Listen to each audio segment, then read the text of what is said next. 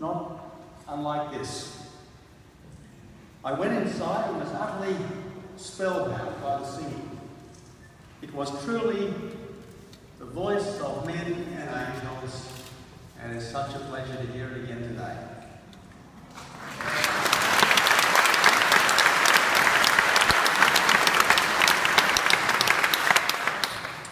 I thought to myself then, it may be only people who suffer for their faith that truly know what faith is. Stalin used to boast that religion would die out in the Soviet Union because Russia would one day run out of grannies. Well, Russia never did. No country ever has.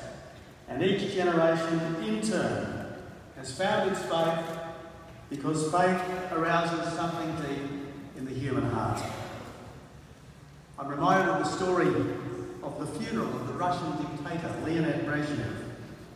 He had devoted his life to an ideology that stamped out all opposition, persecuted those of faith, and sought to impose the will of large countries on small ones. But at his funeral, after the last regiment had marched past and the last state anthem had been sung, and as the open coffin was about to be closed, his widow leaned over and made the sign of the cross on her husband's chest.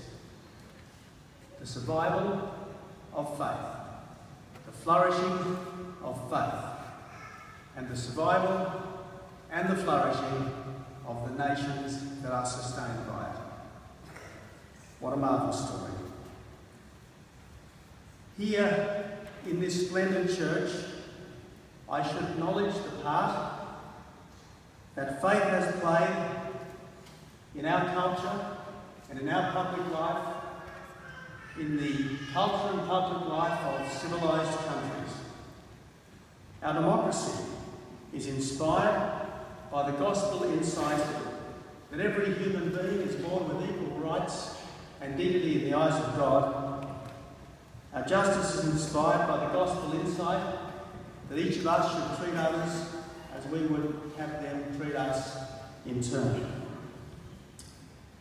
Today, we pray for the victims of the MH17 atrocity.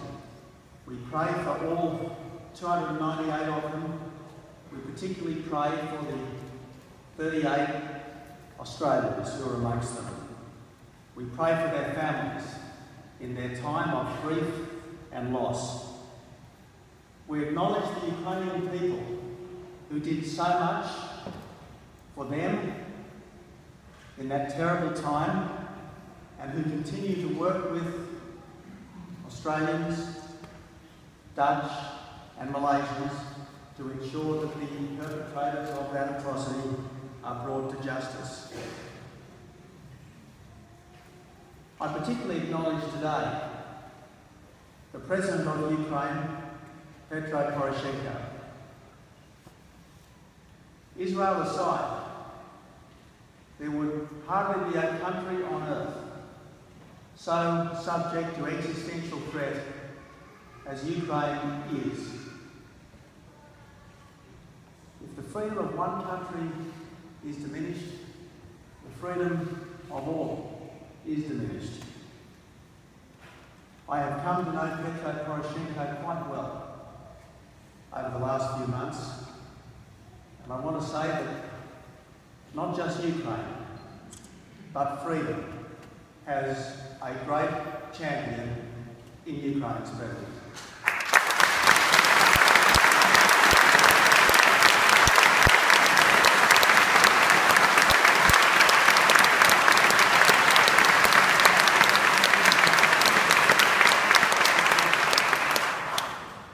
Today in this cathedral,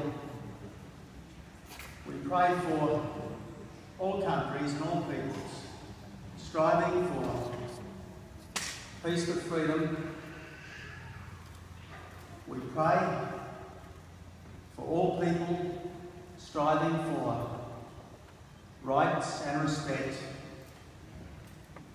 We pray for them all, and We ask that the good Lord, the living God, will give them strength and success.